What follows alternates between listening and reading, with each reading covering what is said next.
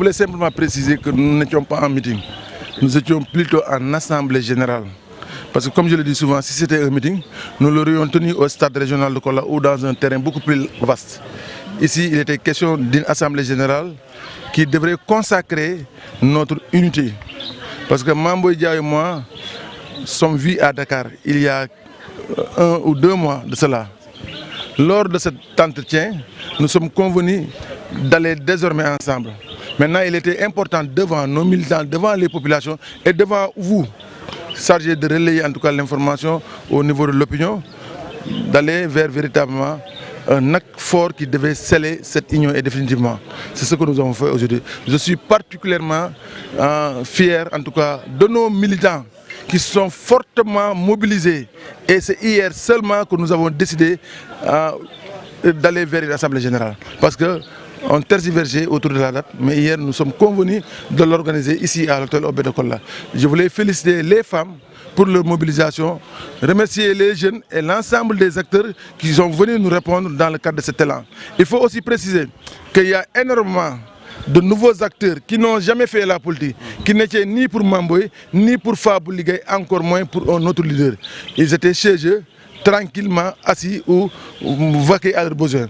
Ils sont venus nous rejoindre massivement. C'est plus de 62 leaders qui nous ont rejoints massivement. Dans les jours à venir, nous allons les rendre davantage encore visite pour voir avec eux comment organiser des rencontres d'adhésion. Je voulais dire que Ndiaden est un processus international. C'est important.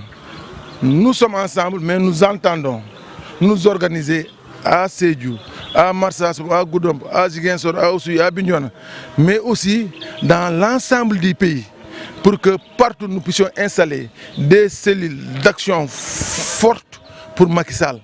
Parce que Macky Sall est à la base de la nomination de Mamboy Diao. Il est le président de la République. Nous l'accompagnons dans son combat quotidien pour Kola et pour le Sénégal.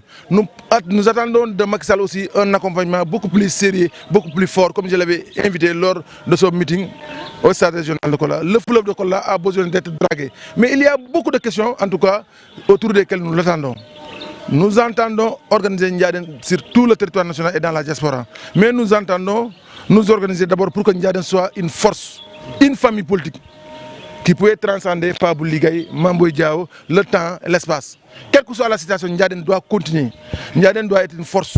Nous ne sommes pas un parti politique, nous ne sommes pas un mouvement, nous sommes une coalition de forces qui doivent émerger au profit du président de la République, mais qui doit aussi s'ancrer à Kola, qui doit relever tous les défis que nous attendent à Kola. Vous savez qu'à Kola, le pont il pose problème. Ça demande un plaidoyer fort sur un leader solide.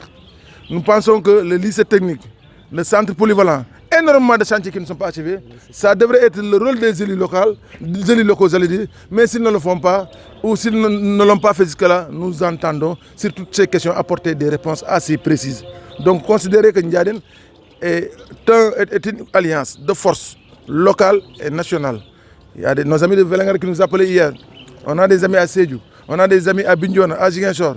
Nous voulons commencer par Kola, ensuite la Casamance, pour aller vers les autres localités du pays. Vous savez, je pense que le temps des programmes fourre-tout est révolu. Parce que lors des élections, nos amis avaient annoncé le dragage du fleuve. Il n'est pas encore dragué. La ville est fortement sale.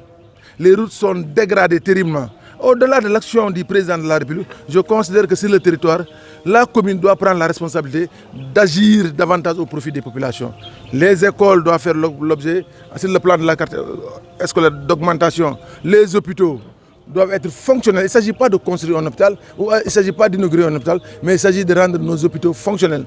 Les postes de santé, sur la carte de la santé, tout doit être lisible et visible. Je ne sais pas si on se comprend. Sur le plan des routes, nous pensons que les quartiers périphériques, Medina Chérif, Bantangel, Saré Moussa, il y a une zone qui n'était pas très urbanisée. Ces zones ont besoin d'infrastructures, de routes praticables. Ilel, la Bel Air, Gadapara en profondeur, Medina Chérif, Cyclo Nord, toutes ces zones-là ont besoin de bonnes routes, de routes praticables. Des zones-là ont besoin de lampadaires. Parce que nous ne payons pas l'éclairage public. C'est l'État qui paye l'éclairage public. On nous demande qu'à faire des lampadaires. L'État ne peut pas continuer à nous accompagner en lampadaires. C'est des programmes, comme je l'ai dit. Une commune doit être dotée en projet. Il ne s'agit pas d'avoir un plan, Mais il faut aussi des projets et des moyens pour les exécuter. Nous sommes dans une coalition. Si ça ne tenait qu'à nous, demain, on serait aux élections. Si ça ne tenait qu'à nous, dans un mois, on serait aux élections. Parce que nous pensons que la véritable alternative doit s'opérer. Ndiadène est une alternative.